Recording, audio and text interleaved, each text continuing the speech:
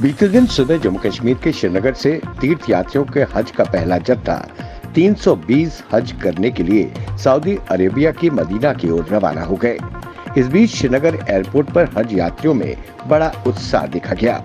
हज यात्रियों ने कहा कि हमें सब कुछ उपलब्ध कराने के लिए सरकार के हम आभारी हैं।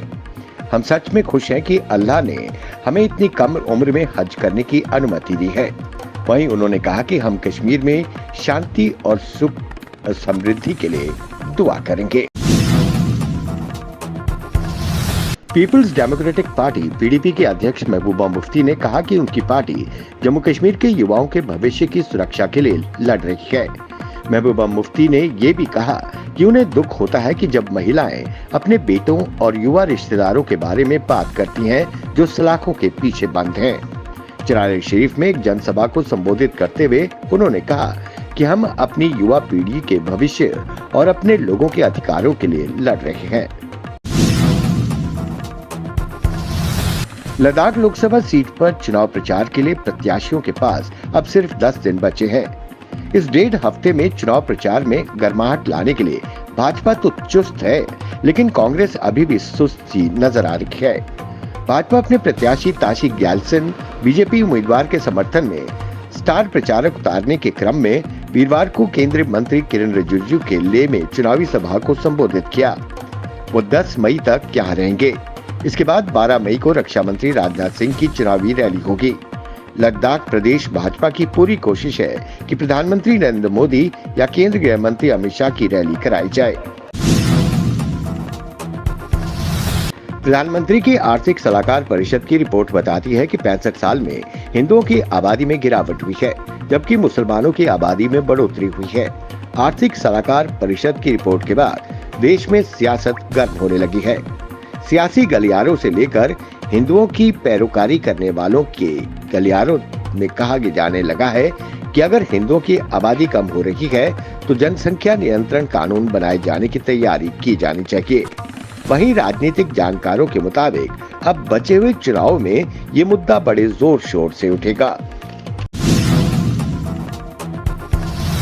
ईडी ने सुप्रीम कोर्ट में दिल्ली के मुख्यमंत्री अरविंद केजरीवाल की अंतरिम जमानत का विरोध किया है।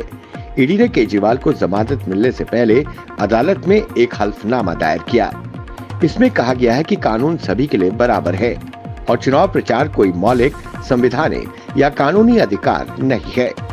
ईडी ने अपने हल्फनामे में कहा है कि किसी भी नेता को चुनाव प्रचार के लिए जमानत नहीं दी जा सकती। ईडी ने कहा कि कोई भी राजनेता किसी विशेष दर्जे का दावा नहीं कर सकते और अपराध करने पर नेताओं को भी अन्य नागरिकों की तरह ही गिरफ्तार किया जा सकता है। तेलंगाना में एक चुनावी रैली को संबोधित करते हुए राहुल गांधी ने कहा कि कांग्रेस अब एक नई योजना ला रही है। इसके तहत पहली नौकरी पक्की होगी। इसका मतलब 1 साल में पब्लिक सेक्टर, प्राइवेट सेक्टर, सरकारी अस्पतालों, दफ्तरों में बेरोजगार युवाओं को भर्ती किया जाएगा। कांग्रेस नेता राहुल गांधी का दावा है कि लोकसभा चुनाव 2024 धीरे धीरे प्रधानमंत्री नरेंद्र मोदी के हाथ से फिसलता जा रहा है।